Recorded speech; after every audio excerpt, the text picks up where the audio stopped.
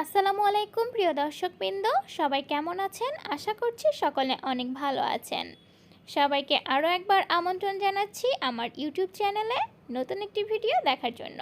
আজকে তৈরি করে দেখাবো বাসায় পপকর্ন। পপকর্নটা খুবই সহজে আপনারা চাইলেই কিন্তু যখন তখন ঝটপট এইভাবে বাসায় তৈরি করতে পারেন।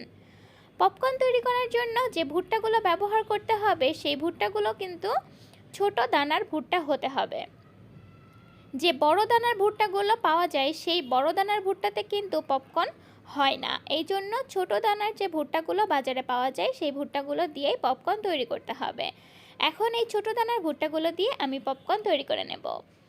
পপকর্ন তৈরি করার জন্য চুলায় একটি প্যানে প্রায় 2 টেবিল চামচ পরিমাণে তেল দিয়ে দিচ্ছি। অপেক্ষা করব তেলগুলো হালকা একটু গরম হয়ে যাওয়া পর্যন্ত। তেলগুলো সামান্য একটু গরম হয়ে যাওয়ার পরে আমি এখানে 1 কাপ ভুট্টা দিয়ে দিলাম। এখন এই ভুট্টাগুলোকে প্রায় 3 থেকে 4 মিনিট মিডিয়াম টু লো হিটে ভেজে নিতে হবে। চুলার হিটটাকে কিন্তু অল্প রাখতে হবে, তা না হলে কিন্তু ভুট্টাগুলো পুড়ে যাবে। অনবরত নাড়াচাড়া করে নিচ্ছি। এখন এই ভুট্টাগুলোর মধ্যে দিয়ে দিচ্ছি সামান্য একটু লবণ। এই ভুট্টাগুলোকে একটু সময় নিয়ে ভেজে নিচ্ছি। 3 থেকে 4 মিনিট ভেজে নিলেই হবে।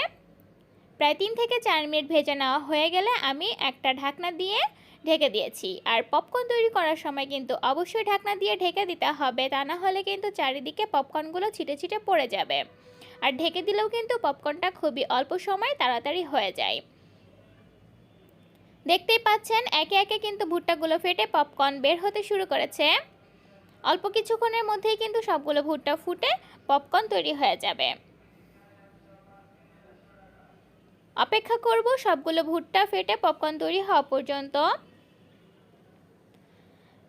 চুলার হিটটাকে লোতে দিয়ে একটা ঢাকনা দিয়ে ঢেকে দিলেই কিন্তু ঝটপট পপকর্নগুলো তৈরি হয়ে যাবে। অপেক্ষা করব আমি মাত্র 5 মিনিট। 5 মিনিটের মধ্যেই কিন্তু সবগুলো ভুট্টা থেকে পপকর্ন তৈরি হয়ে যাবে। ফিরে আসছি 5 মিনিট পরে। দেখুন এই অবস্থাতে কিন্তু ভুট্টা আর একটিও দেখা যাচ্ছে না, সবগুলো পপকর্ন কিন্তু তৈরি হয়ে গিয়েছে। ঢাকনা খুলে দেখিয়ে দিচ্ছি। এই তো তৈরি হয়ে গিয়েছে সবগুলো পপকর্ন। দেখতেই পারলেন খুবই ঝটপট কিভাবে আমি বাসায় পপকর্ন তৈরি করে নিলাম। আর এভাবে যদি বাসায় পপকর্ন তৈরি করা যায় তাহলে কি আর বাইরের পপকর্ন খাওয়ার কোনো প্রয়োজন পড়ে? অবশ্যই না। তো চেষ্টা করবেন বাসায়, আশা করছি আপনারাও তৈরি করতে পারবেন। সবাই ভালো থাকবেন। আজকে এখানেই বিদায় নিচ্ছি। আল্লাহ হাফেজ।